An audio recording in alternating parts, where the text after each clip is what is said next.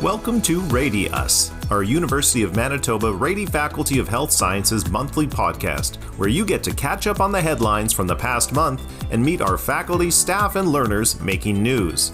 We'll also be engaging with our Radi community beyond our campuses, so be sure to listen for alumni and partner voices too.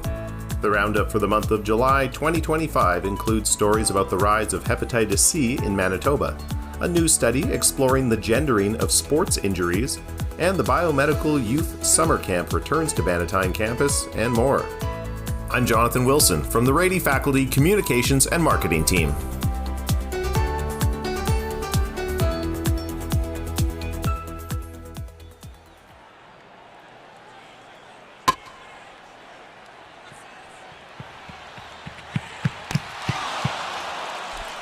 A new study, led by a researcher, has received over $384,000 in funding from the Government of Canada's Social Science and Humanities Research Council to improve sporting environments for adolescent girls. Dr. Joanne Parsons, Associate Professor of the College of Rehabilitation Sciences, is leading the study, which looks at the physical, social, and cultural environments girls are exposed to while playing baseball, lacrosse, and tackle football sports historically dominated by boys. Parsons says sports environments are often highly gendered, with strong beliefs about what activities are appropriate for girls and boys. So the project that we've received funding from SSHRC for is going to be working with Sport Manitoba on a project that's going to explore whether there are gendered aspects of girls' sport environments that might influence their sports injury risk and their health. And so by gendered factors, I mean things like gendered roles or responsibilities or expectations or values that might affect resources or opportunities or activities that are provided for girls or boys. Parsons says the data will be used to create a tool for Sport Manitoba to use in coach education. The project will have input from an international, interdisciplinary, collaborative network of clinicians and academics through the EDGE Lab, an initiative formed last year by Parsons and Dr. Stephanie Cohen, Associate Professor in the School of Geography at the University of Nottingham. EDGE Lab reimagines equitable and inclusive sport and physical activity using what is called a gendered environmental approach, a concept coined by Parsons and Cohen in their landmark paper in the British Journal of Sports Medicine in 2021. We co-lead the EDGE Lab that looks at environments designed for gender equity in sport and physical activity. And previously we've done work with the United Kingdom Sports Institute, which looks at the gendered environments of elite athletes and how that might be affecting their injury risk and health. And so this SSHRC grant with Sport Manitoba now expands that work into the youth athlete realm. And so this new project is going to be working with athletes between about the ages of 11 and 16 here in the province of Manitoba. Parsons and Cohen also recently received two $25,000 prizes from the Canadian Institutes of Health Research for another project that explores the experiences of recently retired elite women athletes in the UK. The Biomedical Youth Program Summer Camp returned to the University of Manitoba's Bannatyne campus this summer after a pause due to COVID-19. The week-long immersive experience gives youth a chance to explore careers in healthcare through hands-on learning. Approximately 100 students from grades 6 to 12 took part in the camp, completely free of charge. Guided by student volunteers, campers dove into interactive sessions that brought science to life. Dr. James Gilchrist, director of the program and professor of oral biology at the Dr. Gerald Nisnik College of Dentistry, said the camp aims to spark curiosity and show how science goes beyond textbooks to make a real-world impact. It's really two principal goals. One of them is to create and deliver hands-on science activities that link science to the world around us. It's also about trying to shrink the horizons for secondary school kids, because many of them are coming to us with an interest in science and testing the waters really about whether or not science is something that they want to pursue in the future. Campers dissected heart specimens, analyzed fingerprints, extracted DNA, and more.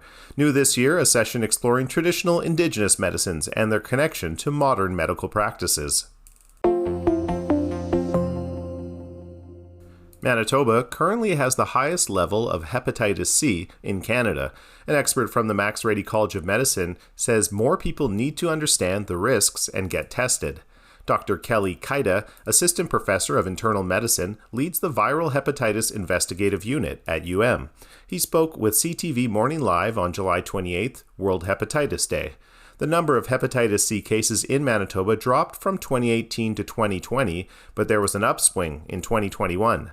Kaida expects the trend to continue in the next batch of data. In 2022 data, it looks like it'll be the same. And it's suspected that that might relate to the opioid epidemic and the methamphetamine epidemic that a lot of the provinces are seeing right now. Hepatitis C is a viral liver infection. It's curable, but if left untreated, it can cause serious liver damage. It's primarily spread through blood-to-blood contact. It can spread through recreational drug use, and some people contracted it from blood transfusions prior to 1990. It's known as a silent disease because many people have no symptoms until their liver starts to fail. Kaida said one demographic group is particularly at risk. If you're in the age group born between 1945 and 1975, you're 5 times more likely to have been exposed to the hepatitis C virus. So we advocate everyone born between those years to get out and get tested. One single blood test. Courtney Marshall, a graduate student at the Max Rady College of Medicine, presented her asthma research at the International Congress of Academic Medicine in Halifax. At the conference, top-performing Canadian PhD poster presenters are nominated to attend a Lindau Nobel Laureate meeting in Germany, a gathering of Nobel laureates and young scientists from around the world.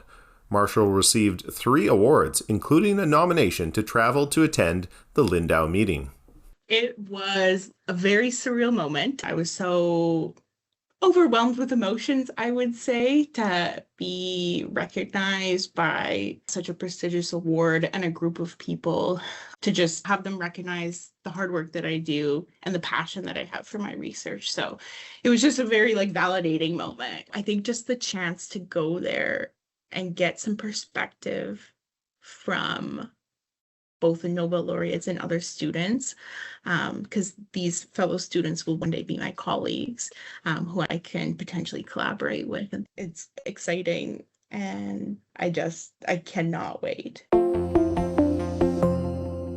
Researchers at the University of Manitoba are tackling HIV stigma and improving care through science, community collaboration, and the lived experiences of those affected. The team, led by Dr. Zalma Rueda, Canada Research Chair in Sexually Transmitted Infection Resistance and Control and Associate Professor at the Max Rady College of Medicine, has received $2.748 million in federal funding over 5 years.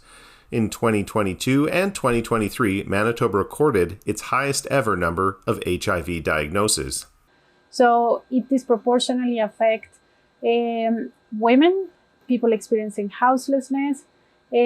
Unfortunately, there is an overrepresentation of Indigenous people. And our epidemiology found that people are experiencing multiple intersecting conditions, which means that one person may be diagnosed with HIV and may be experiencing houselessness, using substances, experiencing mental health conditions at the same time. This is extremely important because it requires that any new strategies to prevent, treat HIV and sexually transmitted infections require not only a medical approach. It requires multiple disciplines: housing, substance use support, and mental health support. So policy and decision makers, the government at the federal, provincial, local level need not just a healthcare approach, it also needs intersectoral approach.